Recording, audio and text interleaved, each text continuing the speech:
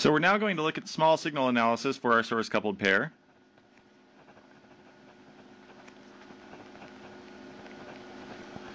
And this means that we're going to ground all voltage sources and open all current sources, DC anyways.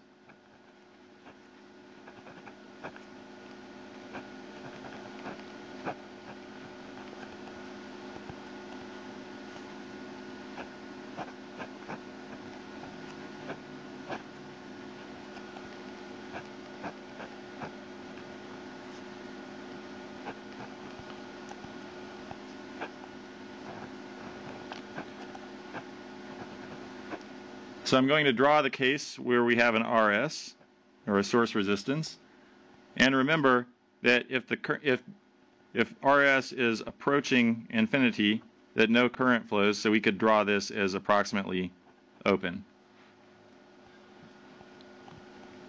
Alright, we're going to put an input voltage VI1 into transistor M1, and into M2 we're going to put a voltage VI2. And of course we'll take our output voltages off of the drains of the transistors.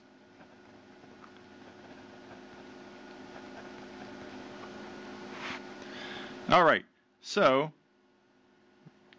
remember this is broken, the connection to RS, because we assume that RS is approaching infinity, so very little current is going to flow through there.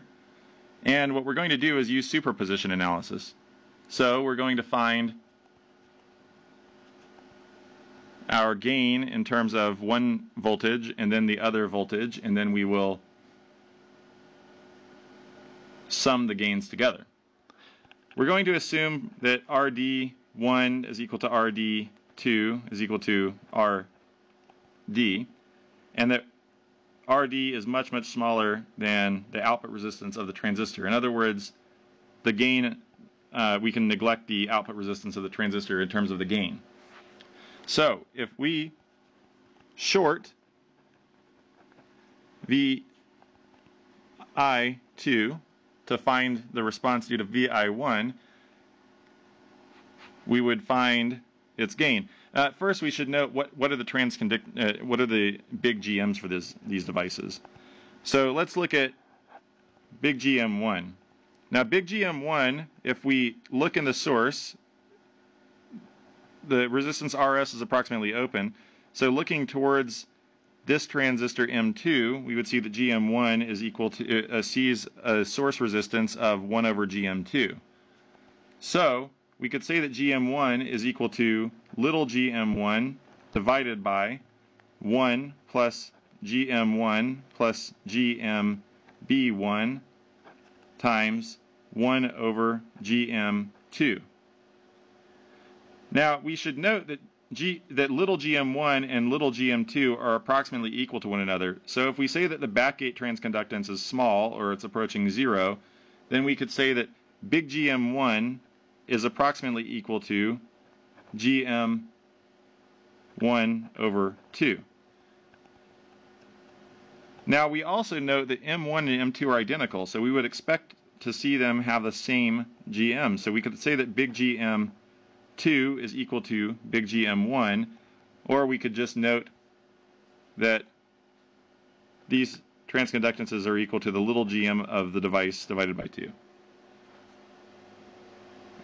Alright, so now we're going to do our superposition analysis. We've shorted VI2 and we're going to take our input on VI1. We need to find what the output voltage is at VO1 and VO2. So we're going to say VO1 prime is equal to minus 1/2 GM times RD. In other words, this is just the total resistance at node VO1 times the transconductance.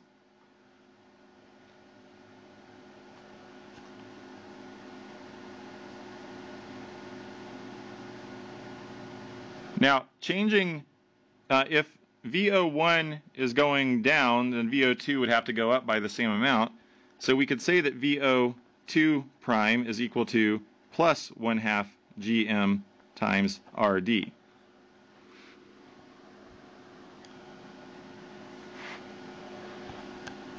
Now, if we short VI1, and find the response, we call this VO1 double prime. We would note that VO1 double prime is equal to 1/2 GM times RD, and VO2 double prime is equal to minus 1/2 GM times RD. Now, VO1 is equal to VO1 prime plus VO1 double prime, which is equal to minus 1/2 GM times RD times VI1 minus VI2.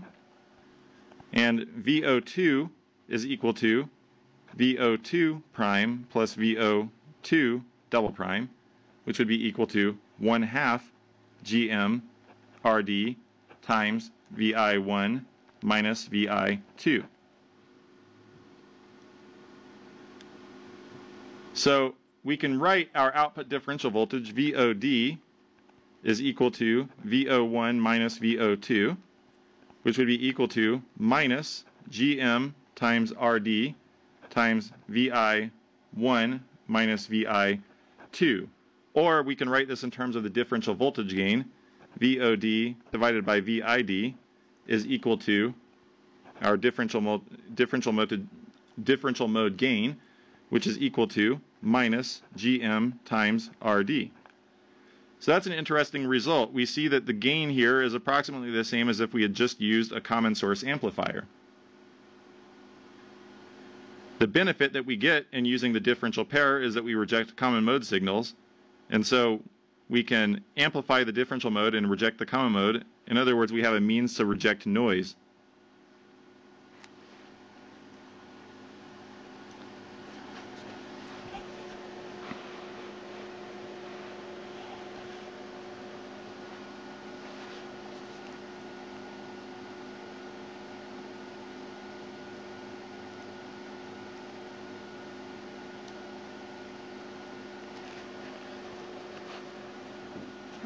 All right. Now, one thing that we can do also is come up with a different means to do this analysis.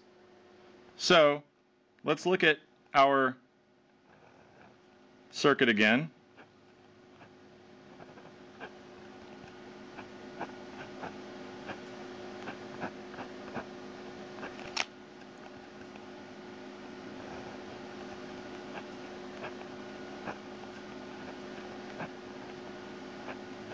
Here I'm going to draw all the DC sources.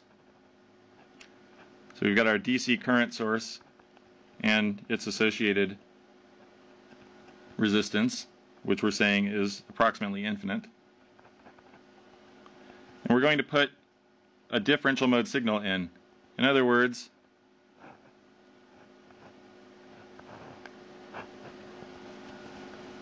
we're going to put a voltage signal V input differential that goes across the two terminals, like so. And we're going to measure the differential output voltage, VD, at the output. Here we have resistors RD. Okay, so we note that the total current IS is constant. So we note that also that if the output resistance RS is equal to infinity, that as we get differential perturbations in this transistor, in other words, we raise the voltage at this gate of M1 and lower the voltage at the gate of M2, that V3 has to be constant.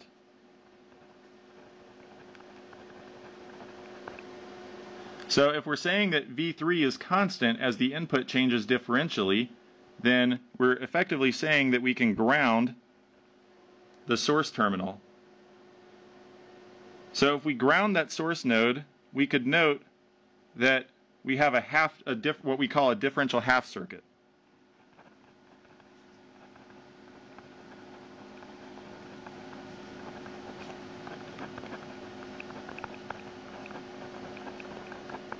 And what we're going to do with this differential half circuit is redraw just half of the circuit.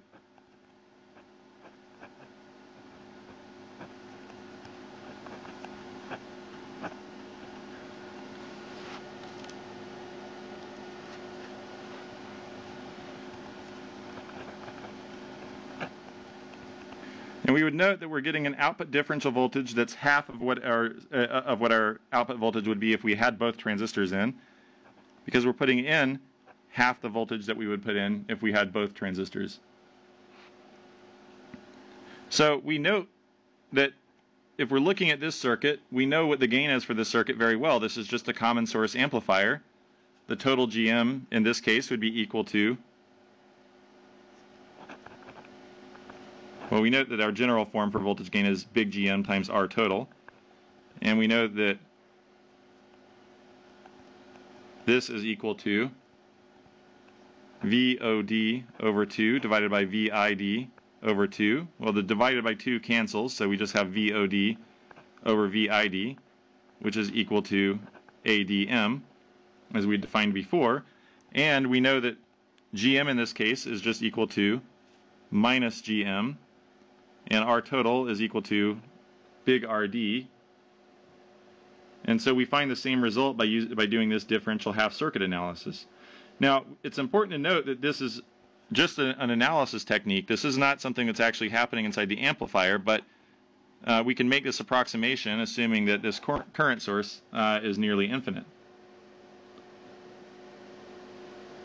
In the next part of the lesson, we'll look at the common mode voltage gain for the circuit,